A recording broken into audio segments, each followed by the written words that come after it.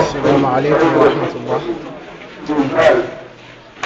ay exposé Seydi Mouhamadul Mansour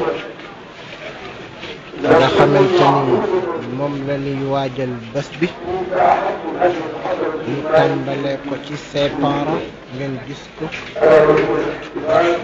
son enfance, ses études, ses maîtres, son service militaire, son pèlerinage à la Mecque, son khalife, ses relations humaines, Serigne Mansour le docteur, ses écrits, sa famille, ses épouses, ses enfants, ses héritiers, son ultime voyage à Paris, ses honneurs. mu nekk ni mu Seydi El Hadji Mansour nga xamante ni moom la ñuy jagleel bésu 30 mars 2014 nga xamante ni kenn du ko xëccoo ak moom. bis biñ jël nag mu nekkoon bésu ziyaara daara ji moom lañ ko jagleel moom Seydi El Hadji Mouhamadul Mansour ibn Seydi Aboubacar Sy.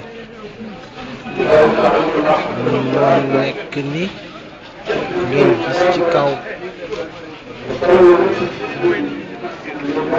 hommage à Serigne Mansour mu nekk ay exposé yu rafet yu ñu def kii Sidi Ahmed Sy Jamil la doon ngeen koy gis, borom daara ji et le fils de Serigne Babacar Sy et de Sokhna Astou Seck.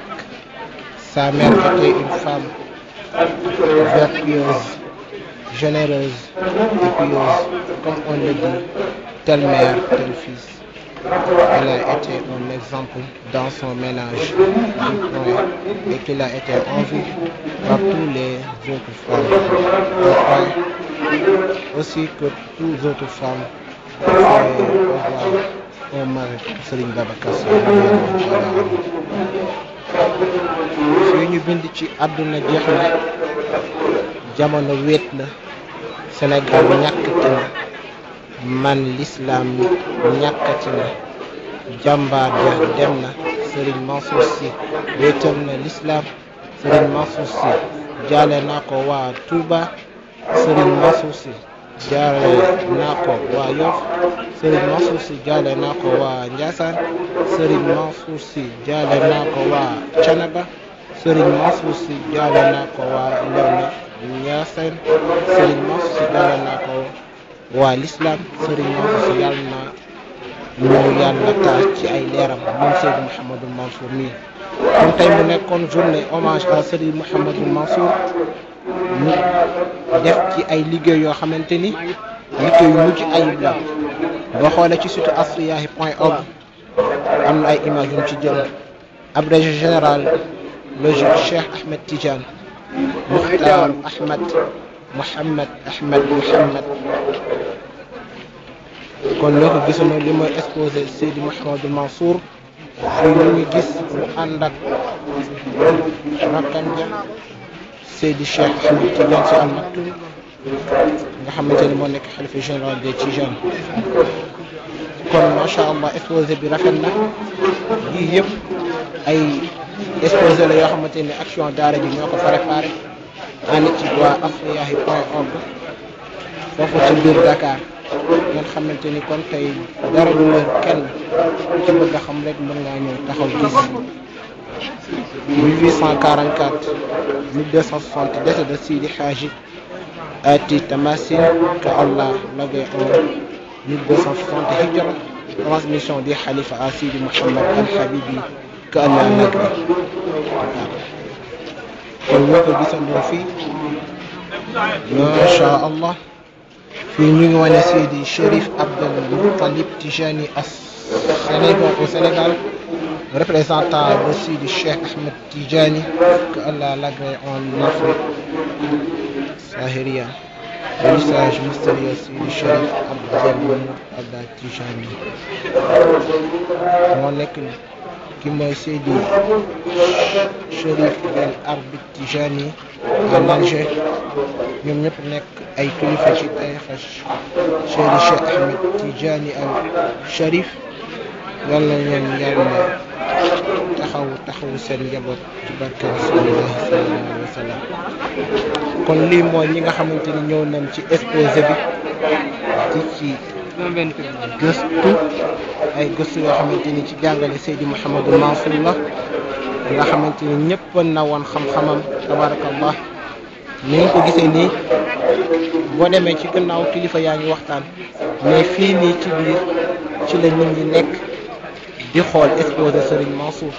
gis nga nii rek lan ko defee exposé baa ngi nii tabarakallah. loo leen fi bëgg a xam ci Serigne Mouhamadou Mansour boo leen ñëwee dañ ko fi fekk dañ leen koy tënkal rek ndax Seydi Mouhamadou Mansour ëpp na lii ëpp na saal bi waaye dañ leen koy tënkal bu ko defee ngeen mën cee xamee di mën cee jàngee macha allah. kon daal li mu mën a wax mooy nit ñaa ngi nii di xool exposé bi naka lay demee macha allah. kon yéen a ko gisandoo exposé baa ngi nii.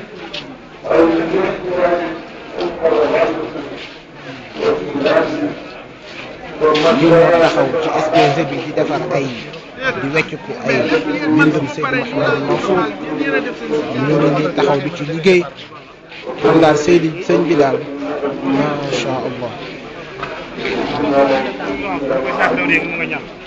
kon daal liggéey yaa ngi kii ahlan wa sahlan wa marhaban bikum fi xayaati saaxibi alfaydati rabbani alcheikh Mouhamadou Mansour Sy من أباه حياته من أحل تعليمه الشيوخ الذين تتلمذ بهم شيخ محمد المنصور Sy دوره في التربية والتعليم والصبر إلى مملكة العربية أداء الركن الخامس للإسلام الشيخ محمد المنصور بصفته الخليفة العام للطائفة التجاني علاقته مع العلماء والتلاميذ والعالم الشيخ محمد المنصور ومؤلفاته عقيلته أولاده تراثه الجمعية عالمية. kon lii moo nekkoon ay exposé yoo xamante ni dañu woon dinañ fi jaar baaxee leen ko ngir hommage à Seydi Mouhamadou Mansour ngir ñi nga xamante ni ñoo war a ñëw ci YouTube incha allah dinañ ko fa gis.